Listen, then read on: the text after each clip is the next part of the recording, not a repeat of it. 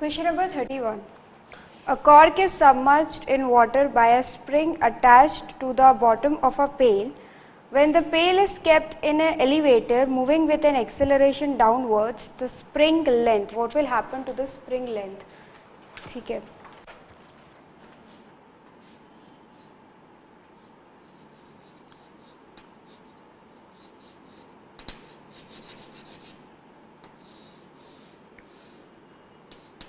ये सिस्टम है, ठीक है।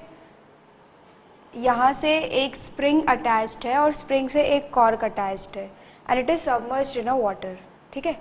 अब इन्होंने बाद में क्या किया, इस सेम सिस्टम को एक लिफ्ट में रख दिया, ठीक है। इन्होंने क्या किया, सेम सिस्टम को लिफ्ट में रख दिया and that lift started moving down with some acceleration, let's say A, ठीक है। तो इसका पहले एफपीटी जब हम बनाएंगे तो क्या बनेगा, नीचे की तरफ फोर्स लगेगा mg, ऊपर की तरफ फोर्स लगेगा kx और ऊपर की तरफ फोर्स लगेगा fb। बायो एंड फोर्स ऊपर की तरफ लगेगा, कितना होता है ये, ρvg, ठीक है। Well that doesn't matter, fb ऊपर की तरफ फोर्स लगेगा। अब इस सिचुएशन में एफबीडी में क्या चेंजेस आएंगे, एक और एक्स्ट्रा फोर्स जुड़ेगा। नीचे की तरफ तो फोर्स जो लग रहा था mg वो लगेगा ही, ऊपर की तरफ kx2 क्योंकि अब एलोंगेशन चेंज हो जाएगी, ऊपर की तरफ fb फोर्स जितना था उतना ही लगेगा, प्लस ऊपर की तरफ एक और फोर्स ऐड होगा। वो कौन सा फोर्स ऐड होगा, ये नीचे जा रहा है एक्सीलरेशन a से, तो इसमें एनएलएम की इक्वेशन लगाने के लिए, न्यूटन्स की इक्वेशन लगाने के लिए हमें क्या करना पड़ेगा, सूडो फोर्स ऐड करना पड़ेगा। तो इसे ऊपर की तरफ सूडो फोर्स लगेगा ma। और अगर कोई देखो, अगर ये स्प्रिंग है, ठीक है, और ये एक मास इससे लटका हुआ है, ठीक है, तो स्प्रिंग कुछ इलोंगेट होगी। लेकिन अगर हमने ऊपर की तरफ फोर्स लगाया इस मास को, तो स्प्रिंग का इलोंगेशन कम होगा या ज़्यादा होगा, इट विल इंक्रीज और it will decrease, it will obviously decrease. So the option B is correct, it will decrease, ठीक है। Next is question number 32. An engine of a car can produce an acceleration of 4 meters per second square. If this car is dragging another car of same mass, then the acceleration produced by the engine of the car will be. ये car है, ठीक है, इसका engine acceleration produce करता है of 4 metre पर second square and its mass is m। मतलब कि इसमें फोर्स कितना एक्सर्ट होता है इसके इंजन की वजह से, force is equal to mass into acceleration, that is 4m, ठीक है। नाउ व्हाट हैपेंस, इस कार को हमने एक और कार से कनेक्ट कर दिया of same mass m। Now same engine is there, same engine होगा, तो अभी ये कितना फोर्स प्रोड्यूस करेगा, फोर्स तो ये उतना ही प्रोड्यूस कर सकता है ना, तो 4m will be equal to 2m into a2। So A2 will be equal to 2 meters per second square. Okay. Next is question number 33. A block of mass 0.1 kg is held against a wall by applying a horizontal force of 5 Newton on the block.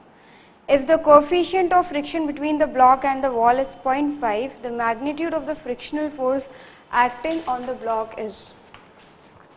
इस पूरे question में क्या करना है, क्या पता होना चाहिए इस क्वेश्चन को सॉल्व करने के लिए, एफबीडी बनाते आना चाहिए, ठीक है। ये मास m है, इसे नीचे की तरफ फोर्स लग रहा होगा mg, ठीक है। इसे हॉरिजॉन्टल डायरेक्शन में एक फोर्स लग रहा है, आई मीन इसे हॉरिजॉन्टल डायरेक्शन में जो फोर्स अप्लाई किया जा रहा है दैट इज 5 न्यूटन।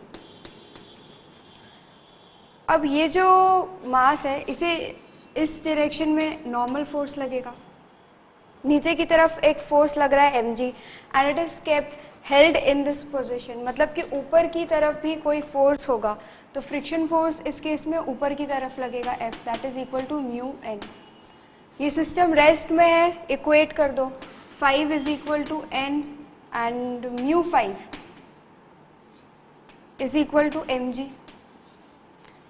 क्या पूछा, क्या गया है, the magnitude of the frictional force acting on the block. Frictional force का मैग्नीट्यूड पूछा गया है, ठीक है। तो फ्रिक्शनल फोर्स का मैग्नीट्यूड mg के बराबर होगा. m is 0.1 into g is 9.8. It is 0.98 meter, sorry 0.98 kg. Newton, sorry, it's a force. 0.98 Newton. Option number B is correct. 34. The pulley and strings as shown in figure are smooth and negligible mass. For the system to remain in equilibrium, the angle theta should be. Again FBD. FBD equilibrium का question है ये.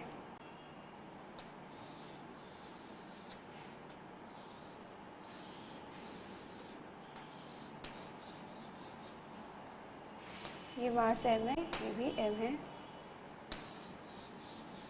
और इसका मास है √2m. ठीक है, ये system equilibrium में है. ठीक है, तो सपोज इसका टेंशन T है तो इसका भी टेंशन T होगा, ये भी टेंशन T होगा, ये भी टेंशन T होगा. ठीक है, दे मे बी सेम रोप. ये सेम रोप नहीं है लेकिन इक्विलिब्रियम से हम इक्विलिब्रियम बोल रहे. By symmetry we can say कि दोनों का टेंशन जो है वो सेम होगा. ठीक है, तो इसका हम FBD बनाते हैं. ऊपर की तरफ टेंशन T, नीचे की तरफ mg, and since it is in equilibrium T will be equal to mg. इसका FBD बनाते हैं. नीचे की तरफ √2mg और ऊपर की तरफ फोर्स कितना लगेगा. ये T है और ये T है, तो ऊपर ये सपोज एंगल है थीटा, तो ये T cos थीटा और वो भी T cos थीटा, तो 2T cos थीटा ऊपर की तरफ लगेगा. इस डायरेक्शन में T sin थीटा और इस डायरेक्शन में भी T sin थीटा. ये दोनों फोर्स तो एक दूसरे को कैंसिल करेंगे. Again the block is in equilibrium, तो 2T cos theta must be equal to √2mg and T is equal to mg, so cos theta will be equal to √2mg divided by 2T, that is mg, 1 by √2. तो theta कितना आ जाएगा. cos theta है 1 by √2, so theta will be equal to 45 degree. Okay, question number 35. A string of negligible mass going over a clamped pulley of mass m supports a block of mass capital M as shown in figure. The force on the pulley by the clamp is given by. Again ये भी equilibrium का question है. सारे FBD बनाना है, सारे force को balance करना है, बस इतना ही करना है.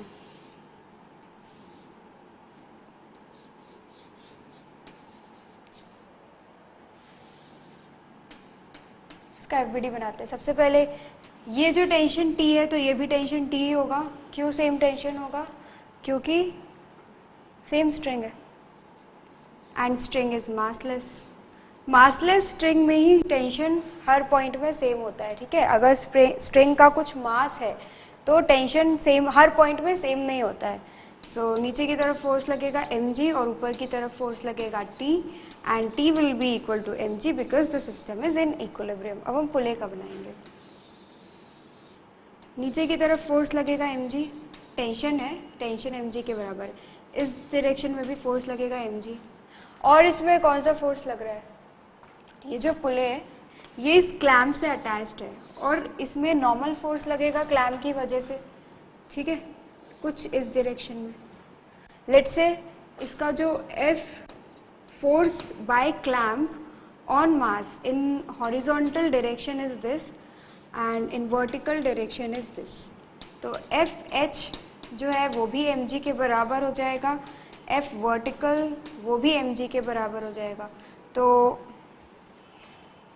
एक और इसमें फोर्स लग रहा है नीचे की तरफ कैपिटल mg, क्योंकि दिस इज नॉट मासलेस, ये मासलेस नहीं है ना, तो F वर्टिकल जो है वो हो जाएगा mg plus capital mg.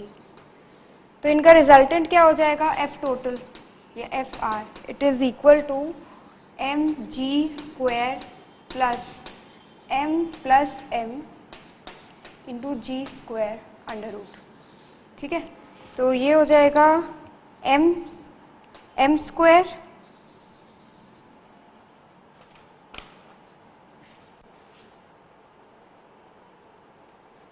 Sorry, this is capital M and this is small M, ठीक है।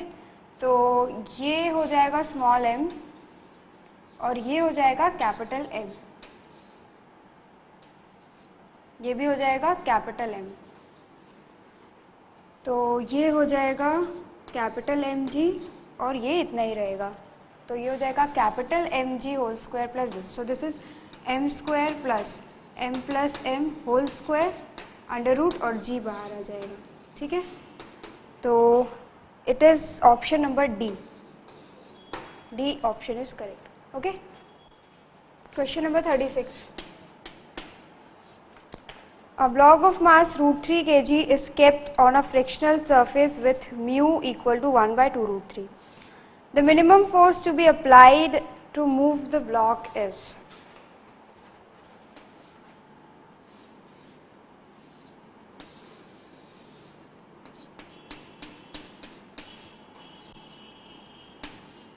पहले क्या करेंगे, इसमें FBD बनाएंगे, ठीक है। नीचे की तरफ फोर्स लग रहा है mg, पीछे की तरफ कुछ फ्रिक्शनल फोर्स लगेगा F which is equal to ऊपर की तरफ फोर्स लगेगा नॉर्मल, कुछ फ्रिक्शनल फोर्स लगेगा which is equal to mu n and सामने की तरफ फोर्स लगेगा F cos theta cos 60 degree, सामने की तरफ F cos 60 डिग्री और ये जो नीचे की तरफ लगेगा ये हो जाएगा F sin 60 डिग्री, ठीक है। सबसे पहले नॉर्मल की वैल्यू निकालेंगे, तो F sin 60 degree plus N plus M G sorry plus M G is equal to normal, normal की वैल्यू ये आ जाएगी। फ्रिक्शन, हमें मिनिमम फोर्स निकालना है बाय अप्लाइंग विच ये जो ब्लॉक है ये मूव करना स्टार्ट कर दे। तो किसी भी ब्लॉक को अगर हम धक्का देते हैं तो वो मूव करना कब स्टार्ट करता है, once the force applied exceeds the value of force which is provided by the friction, maximum value of force, तो which is equal to mu s n, इसको ये वैल्यू एक्सीड करना पड़ेगा। तो mu s n should be equal to F cos 60 degree, value डाल देंगे। Mu S की value क्या दे रखी है, 1 by 2 √3, 1 by 2 √3, n is F into sin 60 degree is √3 by 2 plus m is √3, g is equal to F sin 60 degree cos 60 degree is 1 by 2। तो ये कितना हो जाएगा, 2 F by 4 plus this is g by 2 is equal to F by 2. So F by 4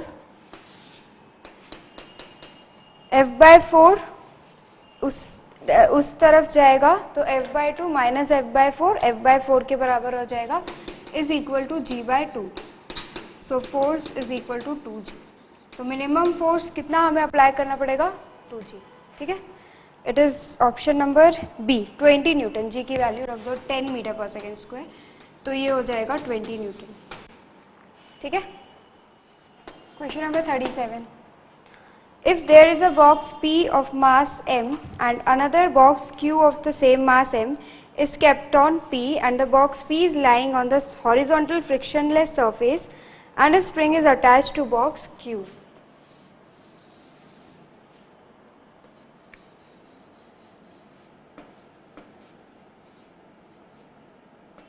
This is box Q and this is box P. If we stretch both boxes by a distance A, we are stretching both boxes by a distance equal to A. Simultaneously, then the box Q oscillates without slipping and a box Q coefficient of friction is mu s. Find the frictional force on P. इस surface, ये जो है ये वाला surface smooth है और यहाँ पे जो फ्रिक्शन है that is mu S, coefficient of friction है म्यू एस। तो क्वेश्चन क्या है कि ये स्प्रिंग है विथ कोएफिशिएंट के और इस स्प्रिंग से जब ये स्प्रिंग अपनी नेचुरल लेंथ में होती है, इससे एक ब्लॉक कनेक्टेड है Q विच इज़ प्लेस्ड जो P ब्लॉक के ऊपर रखा हुआ है, दोनों का मास सेम है।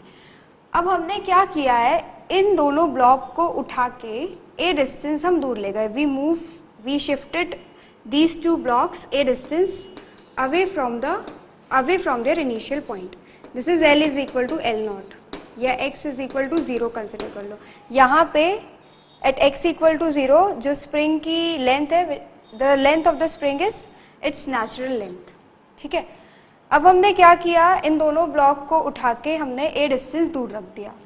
तो a डिस्टेंस दूर रखने के बाद जो Q ब्लॉक है उसे इस डायरेक्शन में फोर्स लगेगा KA, Q ब्लॉक को इस डायरेक्शन में फोर्स लगेगा KA, ठीक है, क्योंकि स्प्रिंग जो है वो इलोंगेट होगी तो वो फोर्स अप्लाई करेगी, जिसकी वजह से Q ब्लॉक इस कुछ एक्सेलरेशन, लेट्स से AC, कुछ एक्सेलरेशन से आगे आएगा, इस डायरेक्शन में जाएगा, ठीक है।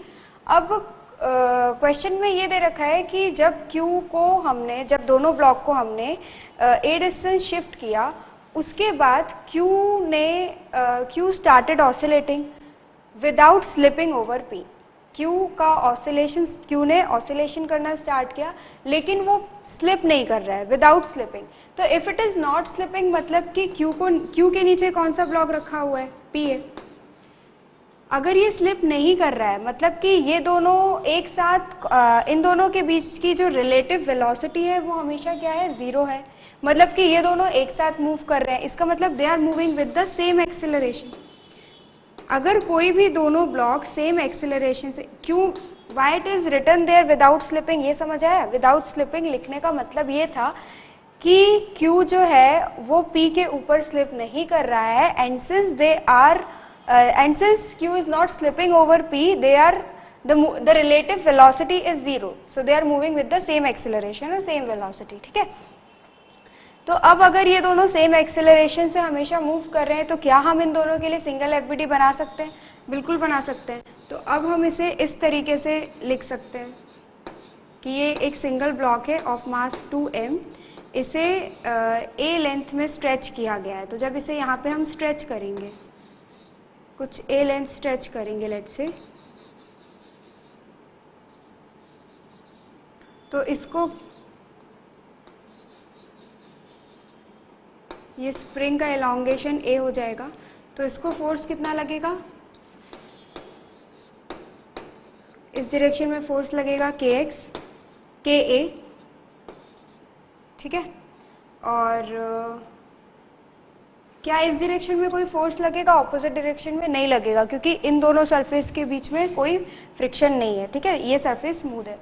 तो इसे फोर्स लगेगा K और it will start moving with some acceleration, let's say AC। So KA is equal to 2m into AC, so AC will be equal to KA by 2m, ठीक है। हमें पूछा गया था मैक्सिमम एक्सेलरेशन, मैक्सिमम फोर्स कब लगता है, जब भी कोई पार्टिकल, वैसे भी ये पार्टिकल SHM परफॉर्म करेगा, ठीक है। तो चलो ऑसिलेशन ही बोल लो अभी आप। तो ऑसिलेशन में या SHM में मैक्सिमम फोर्स कब लगता है, जब वो कोई भी पार्टिकल जो SHM परफॉर्म कर रहा है उसे मैक्सिमम फोर्स तब लगता है जब वो मैक्सिमम लेंथ में, जब वो अपनी मीन पोजीशन से मैक्सिमम लेंथ में चला जाए। और मैक्सिमम लेंथ क्या है, maximum length elongated is A। Now since they are moving with the same acceleration, क्या हम इन दोनों के लिए सिंगल FBD बना सकते हैं? तो हम क्या करेंगे, इन दोनों के लिए सिंगल FBD बना लेंगे, ठीक है। 2m मास है,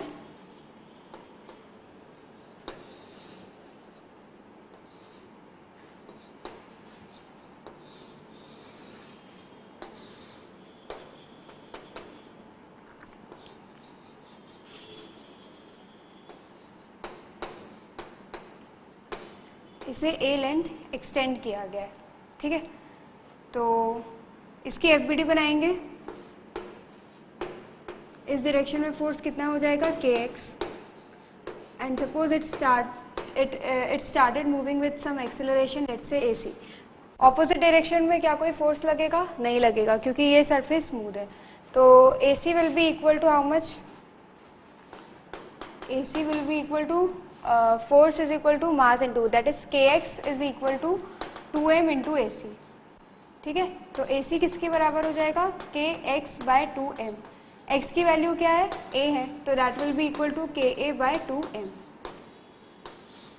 मैक्सिमम एक्सेलरेशन कब होगा उस ब्लॉक का, जब वो a लेंथ एक्सटेंडेड हो. या तो इसका मैक्सिमम एक्सेलरेशन यहाँ होगा या इसका मैक्सिमम एक्सेलरेशन यहाँ होगा जब ये a लेंथ पीछे आए. ठीक है, माइनस ए प्लस. तो यहाँ पे इसके मैक्सिमम एक्सेलरेशन दो जगह होगा, एक यहाँ पे होगा और एक यहाँ पे होगा. ठीक है, तो मैक्सिमम एक्सेलरेशन कितना है, kx by 2m when x is equal to a, that is ka by 2m. ठीक है, अब हमें निकालना है कि इस ब्लॉक पे, P ब्लॉक पे मैक्सिमम फ्रिक्शनल फोर्स कितना लगेगा. तो P ब्लॉक में मैक्सिमम, P ब्लॉक का FBT अगर हम बनाएंगे तो जब ये ब्लॉक यहाँ पे होगा, तो फ्रिक्शनल फोर्स एक्ट करेगा. ठीक है, इसमें इस डायरेक्शन में एक्ट करेगा F और Q ब्लॉक में उस डायरेक्शन में, and it is m and it is moving with some acceleration AC. So AC is equal to, friction force F is equal to mass into acceleration, that is m into AC, that was equal to m into ka by 2m. So it is equal to ka by 2.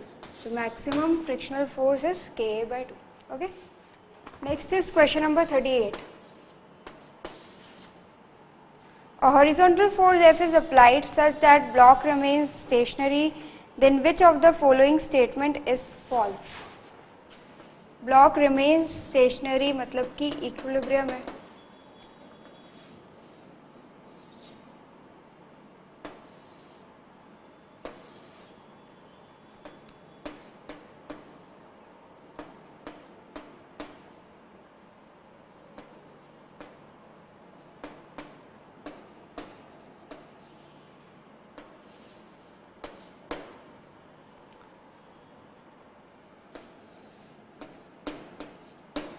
First F is equal to mg, frictional force mg के बराबर है. ये equilibrium में रहने के लिए क्या क्या कंडीशन पॉसिबल होना चाहिए, फ्रिक्शनल फोर्स mg के बराबर होना चाहिए, force applied is should be equal to normal.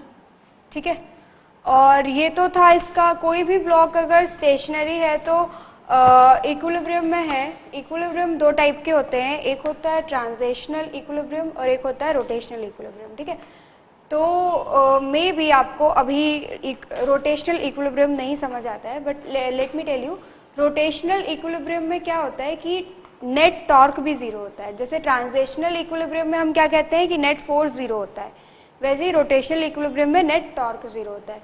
तो एक टॉर्क जो torque produced by F, torque जो F प्रोड्यूस करेगा, it will tend to rotate this block in clockwise direction, and torque produced by N will tend to rotate blocks in anti-clockwise direction AC. So torque produced by F is, let's say, torque produced by F ही मैं बोल देती हूँ, torque produced by F should be equal to torque produced by N. And why they should be equal? क्योंकि question में given है कि ये block rest पे है. Now match the statement. First is F is equal to mg where F is frictional force, सही है. F is equal to N where N is a normal force, सही है. F does not produce any torque. F जो है वो कहाँ लग रहा है, सेंटर ऑफ मास में लग रहा है, तो ये कोई टॉर्क प्रोड्यूस नहीं करेगा, ये भी सही है. N does not produce any torque. No, N is not, N तो टॉर्क प्रोड्यूस करेगा. अगर N ने टॉर्क प्रोड्यूस नहीं किया तो वो फ्रिक्शन फोर्स जो टॉर्क प्रोड्यूस करेगा उसे कैसे काउंटर करेगा. फ्रिक्शन फोर्स जो टॉर्क प्रोड्यूस करेगा वो उसकी वजह से जो बॉडी है that will tend to rotate in clockwise direction. So there should be some force present there जो उस ब्लॉक को एंटी क्लॉक डायरेक्शन में रोटेट करे, तो that will be normal force. तो torque produced by normal force is not zero, so D option is wrong. D option is false here. N does not produce any torque because N is producing a torque. Okay. Next is question number 39. A player caught a cricket ball of mass 150 gram, that is 0.15 kg, mass दे रखा है 0.15 kg, moving at a rate of 20 meter per second. Velocity is 20, initial velocity u is 20 meter per second. If the catching process is completed at delta t is equal to 0.1 second, the force of the blow exerted by the ball on the hand of the player is equal to, impulse is change in momentum, impulse is how much? Change in momentum, delta p. So impulse is f dot dt, so force into delta t is given to be 0.1 is equal to final momentum minus initial momentum.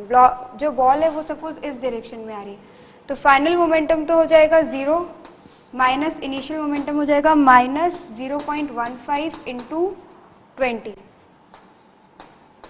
तो force की value कितनी हो जाएगी?